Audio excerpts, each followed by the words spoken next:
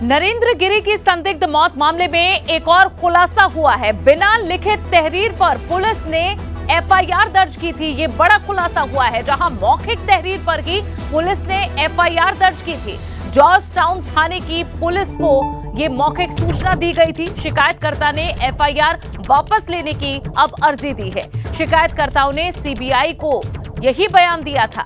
दोनों के वकीलों ने जान के खतरे की आशंका भी जताई। अमर गिरी और पवन महाराज ने सुरक्षा की मांग की है।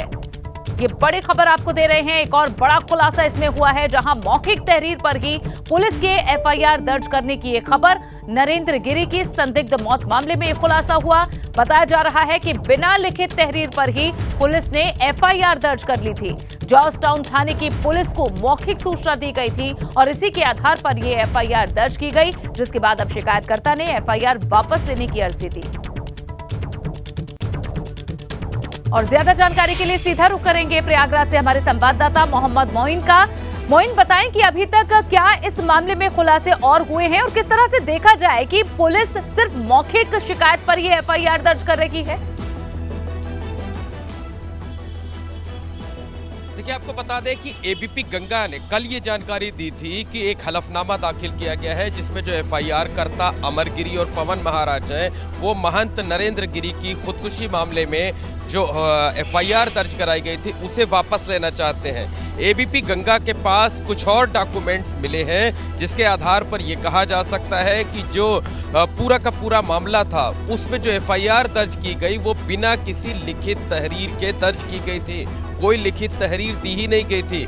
इस तरीके की बातें जब अमर गिरी और पवन महाराज इन दोनों शिकायतकर्ताओं ने कहा तो उस पर सवाल उठने लगे। लेकिन एबीपी गंगा के पास उस बयान की कॉपी है जिसे अमर गिरी और इसके साथ साथ पवन महाराज यानी दोनों जो शिकायतकर्ता हैं उन्होंने सीबीआई को दिए गए अपने बयान में कहा है।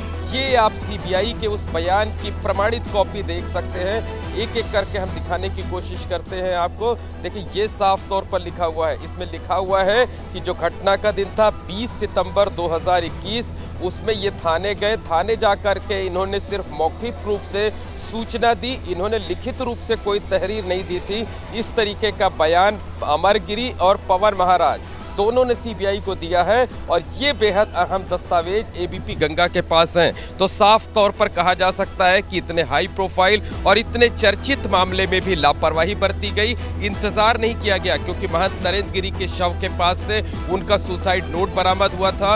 उन्होंने अपने उत्तराधिकारी के तौर पर, अपने शिष्य के तौर पर बलबीर गिरी की ताजपोशी कराए जाने की बात कही थी, लेकिन उनके आने का भी इंतजार नहीं किया गया और सिर्फ मौखिक सूचना के आधार पर 2 लोगों का नाम डाला गया और एफआईआर दर्ज कर ली गई। और आज यही दोनों लोग अब एफआईआर वापस लेना चाहते हैं। तो सवाल यही उठता है कि आखिर यूपी पुलिस ने इतनी जल्दबाजी क्यों दिखाई, क्यों किसी से कोई लिखित तहरीर नहीं ली? और अब अगर ये एफआईआर वापस हो जाती है, अब अगर ये केस वापस हो जाता है, तो जो 3 लोग जेल में बंद हैं, क्या उनके जेल से बाहर आने की राह आसान नहीं हो जाएगी? और जब मुकदमे का ट्रायल शुरू होगा तो मुकदमे के ट्रायल पर इसका कितना असर पड़ेगा?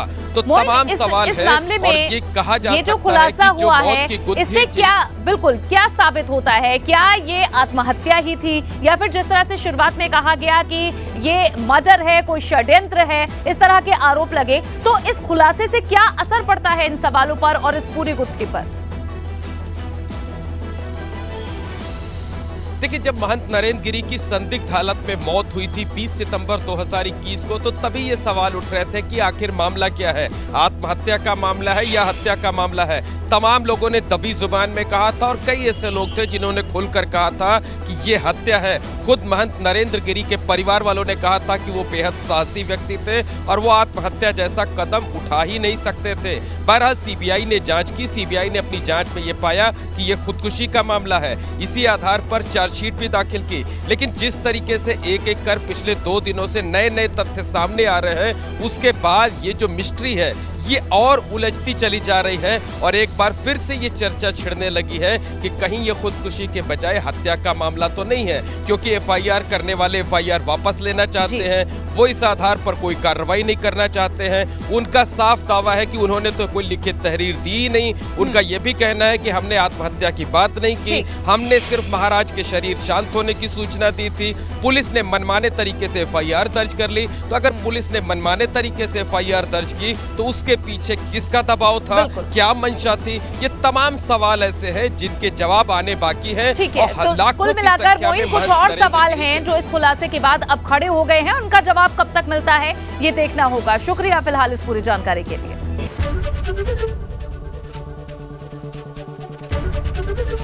एबीपी गंगा, खबर आपकी, जुबान आपकी।